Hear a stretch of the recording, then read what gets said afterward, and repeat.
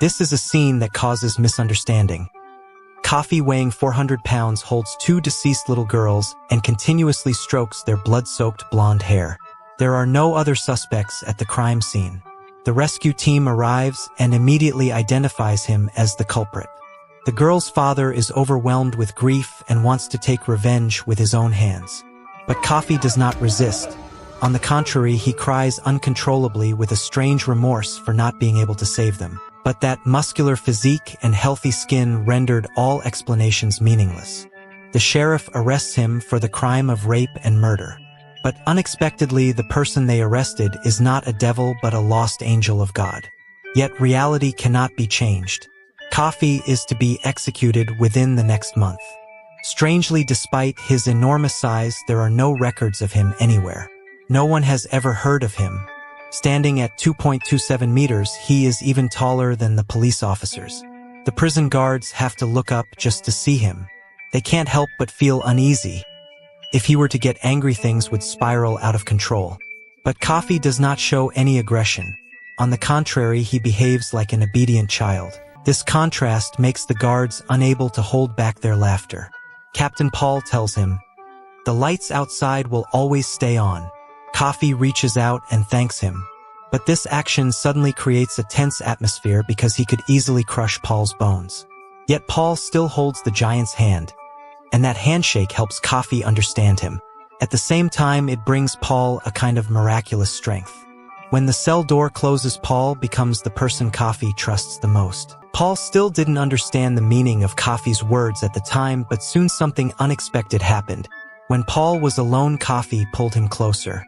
Paul hurriedly reached for his gun, but his hand was pinned down by Coffey. The prisoner next to them shouted for help, but everyone else was busy. Coffey then placed his hand between Paul's thighs. Thinking of losing happiness for the rest of his life, Paul struggled with all his strength but couldn't break free. Suddenly, the lights flickered on after a power cut. A strange glow lit up the entire cell block. The voltage kept rising and the bulb exploded from the pressure. Coffey pulled his hand back and Paul felt an indescribable sensation, as if he had experienced something utterly extraordinary. He felt a kind of pleasure he had never known. But Coffey next to him kept coughing. A moment later, he vomited out countless insects. They were like the embodiment of pain, hovering in the air for a moment before disintegrating into dust. Coffey, exhausted, curled up on his small bed. Paul still couldn't believe what had just happened.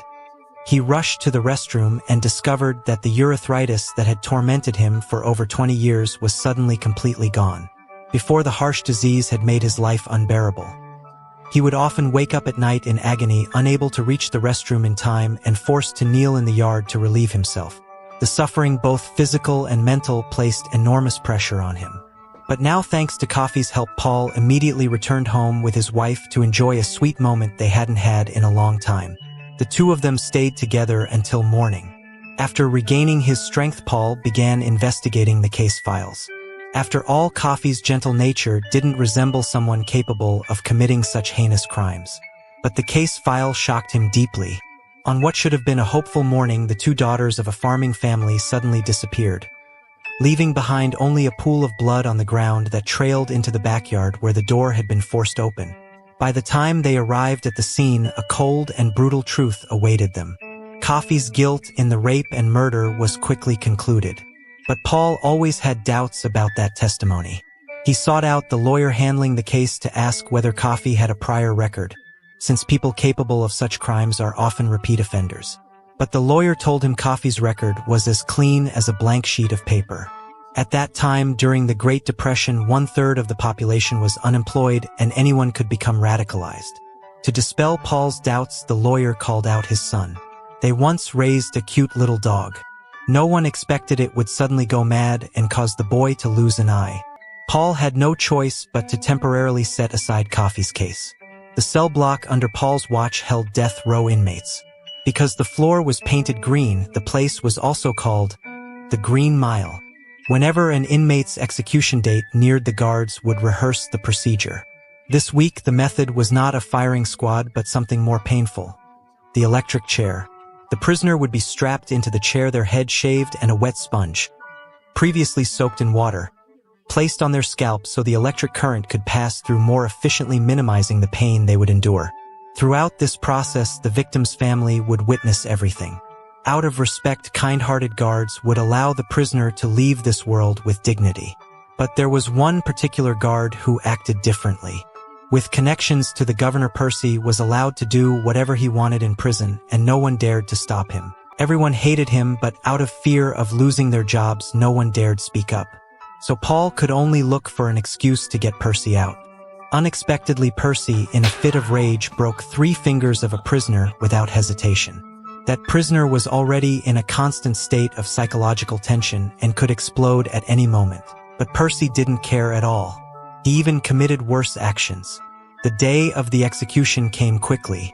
Before the final step, the prisoner had his head shaved. Perhaps at that moment he truly felt deep regret. Paul always did his best to comfort the prisoner. Once the prisoner's family was all present, the inmate was secured into the chair. In the sound of his heavy breathing, Chief Brutus read the final verdict. A few minutes later, the doctor used a stethoscope to check whether the prisoner had died. But the result was not as expected. Each time this happened, the entire process had to be repeated from the beginning until the prisoner's heart stopped beating. After it ended, Percy did not forget to insult the prisoner, as if it satisfied his twisted psyche. Chief Brutus couldn't take it anymore. He pulled Percy aside.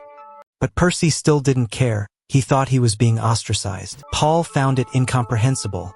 This guy was willing to pass up a promotion just to satisfy his perverted desire. While cleaning the electric chair, a new colleague appeared in the prison. A little mouse. It wasn't afraid of humans and even actively asked for some food. The mouse's appearance brought some life into the stifling prison. But before permission could be given, it had already snuck into the isolation room. Paul decided to track the mouse down. One person guarded the door while the others cleaned out the long vacant isolation room. But strangely, despite many checks, the mouse was nowhere to be found. It had vanished right before everyone's eyes. Yet the next day the mouse appeared again. Everyone's curiosity was piqued. They welcomed the new member and even fed it willingly. Only Percy went mad, wanting to kill the mouse. After a series of deranged actions, the frightened mouse ran back into the isolation room. Percy cursed furiously. Hearing the noise, Paul and Brutus rushed over and saw Percy trying to move the furniture. Paul signaled to Brutus. Brutus understood immediately. The two silently watched Percy struggling to move things around. But he couldn't find it. Enraged, he tried to vent his anger. His co-workers advised him to restrain himself. Brutus couldn't take it anymore and wanted to teach the fool a lesson. But Percy brought up the fact that his uncle was the governor. Paul immediately intervened. Paul's threat had some effect. But from then on, Percy held a grudge against the mouse. Until one day something unbelievable happened. The mouse appeared in the room of Dell, the one whose fingers Percy had broken. He and the mouse became friends, and he called it Mr. Jinger. Under Dell's training, Jinger even learned to push a spool. Laughter, rare in the prison, sounded through the halls. But Percy's appearance turned the light-hearted atmosphere tense. Paul told Percy to find a box so that Mr. Jinger could have a place to stay. At the same time, it was a way to test if Percy harbored any malice. No one expected him to suddenly change his attitude. No one knew what he was up to. Soon after, the guards received a notice to go to the mental hospital to pick up a death row inmate named William. This man had roamed around committing every imaginable crime. He ultimately robbed and killed 3 people, one of whom was pregnant. But when they arrived, they found William dazed and unresponsive to any questions from the guards. He had even lost the ability to dress himself. Everyone let their guard down. On the transport back, he wasn't restrained, but Coffey warned Paul to be extremely careful. Sure enough, as soon as he entered the cell block, William jabbed Percy in the face with his elbow and used the handcuffs to strangle another guard. Paul ran to help but was kicked hard in the groin, leaving him unable to fight. The two of them couldn't stop William. Things were about to spiral out of control. Paul struggled to stand, drew his gun, and ordered him to surrender. But William cunningly used the guard as a hostage. Percy, in the most advantageous position, was frozen stiff with fear and completely useless. Watching the hostage being choked and unable to breathe, Paul cocked the gun. Fortunately, Brutus arrived just in time, grabbed Percy's baton, and knocked William out with a single blow. He had just arrived and already caused a great deal of trouble. Clearly, this lunatic was no ordinary man. The next day, Paul brought cornbread that his wife had made for Coffey. Kind-hearted Coffey shared it with Dell and Jinger but didn't give any to William, who then started shouting obscenities. Paul told him to shut his mouth but got spat on in return. Paul had never argued with a prisoner before, but William was getting closer and closer to digging his own grave. He even urinated on an older guard. This time they didn't hold back. They threw him into the long-abandoned isolation room. Dell's execution day was approaching. The guard brought him good news. The story of him and the mouse had spread outside, and the higher-ups wanted to personally see Jinger's performance. But in truth, the so-called higher-ups were just some workers passing by the prison. This performance was a white lie told by the guards to give Dell some peace of mind. Since Percy hadn't caused trouble recently, Paul planned to let him carry out Dell's execution so that he would keep his promise and leave. But after rehearsal, Percy reverted to his vile behavior. He deliberately mocked Dell's performance skills and even threatened him until Dell collapsed in fear. Then Percy tried to assert his dominance, but unexpectedly William pulled him in. His vicious words struck directly at Percy's fragile heart. It wasn't until all the guards drew their guns that William finally released Percy. Dell stood to the side laughing gleefully because the coward Percy had been so scared he wet his pants. Percy threatened everyone not to speak a word about it or they'd all be fired. As for Dell, who had mocked him, Percy's thirst for revenge grew even stronger. Before Dell's final day, the guards discussed where to send Mr. Jinger. But no matter what options they suggested, Dell refused them all. Helpless Brutus made up a story about a mouse village, a resort in Florida where circus-performing mice would gladly take in Mr. Jinger. Dell was very satisfied upon hearing this, but unfortunately he accidentally dropped the spinning wheel. Mr. Jinger chased after it and was caught by Percy, who ruthlessly crushed him like a potato chip. At that moment, Coffey asked them to place Jinger in his hands. Perhaps there was still hope to save him. Paul had already sensed something miraculous about Coffey. Without hesitation, he complied. Under everyone's stunned eyes, Jinger's tail began to twitch and a bright light appeared. Coffey once again exhaled a swarm of insects from his mouth. This time, everyone witnessed the miracle. Even though it was something that could shake the entire nation, they all silently kept the secret. Immediately afterward, Paul and Brutus took action. They deliberately told Percy that Jinger was still alive, jumping around and mocking him, saying he couldn't even manage to kill a mouse properly. Just as useless as everything else he did wrong. At first, Percy didn't believe it until he saw it with his own eyes. This deeply wounded his pride.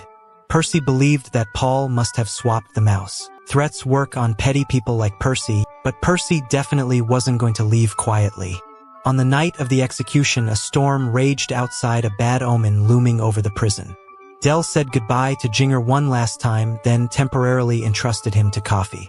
He kept asking again and again whether Jinger would really go to the mouse village. When he got a firm answer, Dell sincerely thanked him. After walking the Green Mile, Dell proceeded to the execution chamber. As soon as he saw Percy, he felt a chill in his heart. Dell's last hope, his final dream, shattered in an instant. With a cruel sense of pleasure, Percy deliberately didn't wet the sponge. The electric light flashed like a ghost. The old guard didn't notice anything wrong and placed the dry sponge on Dell's head. After the sentence was pronounced, they only had to wait for the clock hand to reach the hour. Paul felt the bucket of water had not been used, but it was too late. Roll on two.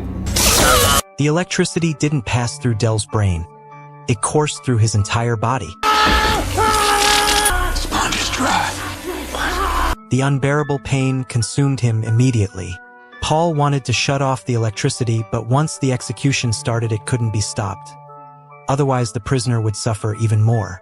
They could only let Dell be slowly burned. His screams of agony echoed through the room, and the smell of burning flesh filled the air. Coffey deeply empathized. He couldn't stop trembling.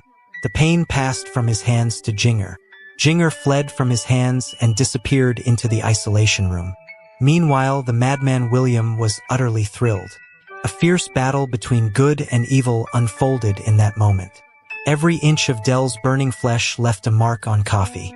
The victims' families couldn't bear the scene. They panicked, stood up, and tried to flee. Paul grabbed Percy and forced him to look directly at the result of his actions. And so, after enduring a horrifying ordeal, Dell left this world under a heavy cloud of cruelty. After it was all over, Percy pretended he didn't know the sponge was supposed to be wet. Brutus couldn't hold back and punched him straight in the face. Even the warden couldn't stand him anymore. Luckily, Percy was about to be transferred. In his cell, Coffey cried like rain. He could always feel the cruelty of the human world. However, cruelty also manifests through illness. The warden's wife had a brain tumor and didn't have much time left to live. At night, Paul couldn't sleep. She was originally a kind person who didn't deserve to suffer from illness. Paul called his 3 colleagues. Just like when they saved Jinger, he believed Coffey could cure the tumor. Brutus understood what he meant. He planned to take Coffey out of prison, even though being caught would mean facing jail time. But everyone still joined together to make a plan. They crushed sleeping pills into powder and deliberately drank soda in front of William. As expected, he quickly fell into the trap. But after William fell asleep, they used the excuse of revenge to drag Percy into the isolation cell. If anyone came to check, they could use the excuse that Percy was replacing Coffey. After all this was done, before Paul could explain, Coffey already seemed to know their plan. But at that moment, something unexpected happened. William, who had already been drugged, suddenly sat up and grabbed Coffey's hand. At that moment, Coffey saw all of his crimes. William truly was a demon living among humans. His sins made Coffey tremble continuously. Even the light bulbs exploded from his emotional outburst. Everyone didn't know what to do. Fortunately, the medicine finally took effect and William fell unconscious again. When Coffey saw the starry sky, he was as happy as a child. It's Cassie, the lady in the rocking chair. The Cassiopeia constellation hung gracefully in the sky like a noble lady. The moonlight lit the path of their escape. He picked up a handful of wet leaves, blending with the distinctive scent after the rain. It was the smell of freedom and life. Brutus carried a gun just in case of Coffey. The group arrived at the warden's house, where they were greeted by the barrel of his gun. After all, no one would believe that a prisoner could cure a terminal illness. But Coffey seemed to have received some sort of invitation. He ignored the warden's warning and held the barrel of the gun with both hands. The warden, however, felt a strange sense of peace. His wife, who had been irritable, suddenly calmed down the moment she saw Coffey. Coffey approached her. Coffey saw the illness in her body and sucked it all out through his mouth. The powerful energy made time stop. The clock shattered and the ground shook. After it ended, the warden's wife looked radiant, as if she had been reborn. But Coffey didn't release any filth like before. Her memory stopped right before discovering the tumor, as if she had just experienced a long dream. The warden's wife felt that Coffey was very familiar because in her dream, the two of them had wandered through darkness and finally saw the light again. She took off the necklace from her neck and gave it to Coffey as a gift for their meeting. But Coffey's condition worsened. They rushed him back to prison. It was very likely he wouldn't live to see his execution day. Coffey would die in prison. That was also his own choice. As for Percy, they were powerless. They had tried everything. Without a doubt, he would report them to his uncle, the governor. They had to prepare themselves to lose their jobs. Percy stood smugly in front of the prison cell, adjusting his uniform, but suddenly felt a chill down his spine. Coffey grabbed Percy by the neck like a toy, pulling him closer. Even though everyone tried to stop him, Coffey remained unmoved. He leaned close to Percy's mouth and transferred all the filthy things he hadn't expelled earlier into Percy. In the end, Coffey collapsed on the ground from exhaustion while Percy seemed to lose his mind. He pushed Paul aside and slowly walked toward William's cell, his movements like a puppet being controlled by someone else. William had just woken up and didn't yet understand what was happening. You want to suck my dick? The guards immediately pinned Percy to the ground. It wasn't until William completely stopped breathing that the filthy things flew out of Percy's mouth. Seeing this, Paul instantly understood Coffey's purpose. Paul was eager to know the truth. Coffey told him to hold his hand, but what he had just done frightened Paul's colleagues. I got to, boss. Images of the crime scene rushed into Paul's mind. William had been a painter. A kind-hearted farmer had invited him to stay for dinner, but William had evil intentions. Taking advantage of the quiet night, he slashed the window curtains and sneaked into the sisters' room. The cruel and evil truth shattered the last mental barrier in Paul's mind. He couldn't bear to watch any longer. Using all his strength, he pulled his hand away from Coffey. William had exploited the sisters' love for each other, the kindness of humanity, and the bonds of family to carry out his ultimate act of evil. But things like this happened every day. Coffey always had to endure the pain of the world, yet he was powerless against it. In the end, Percy was sent to a mental institution. Justice, though delayed, finally arrived. Even though Paul had learned the truth, he still couldn't overturn Coffey's death sentence. His wife advised him to meet with Coffey and ask what Coffey truly wanted. Coffey only wanted to eat cornbread made by Paul's wife one last time. The movie Top Hat had caused a nationwide sensation that year. The two actors danced to the tune of the song as if they were in heaven. Coffey found the peace he had long lost.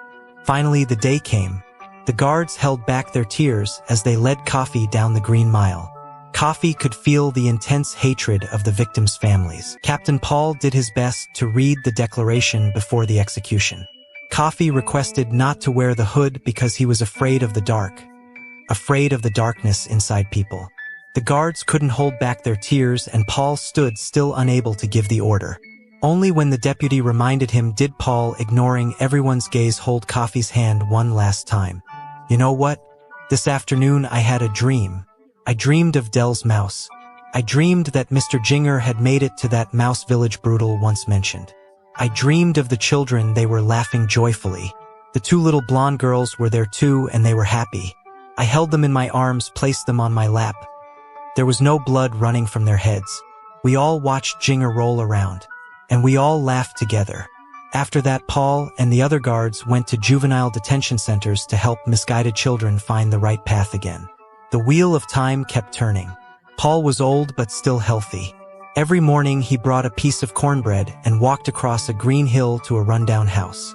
No one knew what he was doing there until he saw the movie Top Hat being shown again on TV. Paul could no longer hide the secret. He told his friends about what had happened, then took them to that house. Out from the ashes came Jinger, who had gone missing all those years ago. He still understood French, still knew how to roll over even though 64 years had passed. Paul was 108 years old. They had all inherited Coffey's power and lived long lives. It was a blessing from God. He had witnessed all his loved ones pass away and had seen countless sufferings of the world. That was also the punishment for having destroyed a miracle. Paul didn't know how much longer he would live, but he was ready to embrace death. Today's story ends here. Thank you for watching. If you liked it, please give us a like and subscribe to our channel to support us. Goodbye and see you again.